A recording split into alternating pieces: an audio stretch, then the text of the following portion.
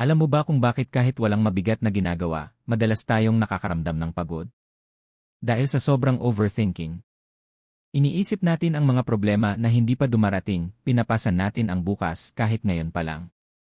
Kasabay nito, nandyan ang stress mula sa trabaho, pamilya, o minsan sa sarili nating iniisip. May kasamang kahirapan na araw-araw na hamon at dagdag pa ang pressure ng lipunan. Ang sabi nila, dapat successful ka na sa edad na ito. Dapat may naipundar ka na. Dapat malayo ka na. At kung minsan, parang ang bigat-bigat ng mundo. Pero kaibigan, tandaan mo, ang halaga ng tao ay hindi nasusukat sa pera o titulo.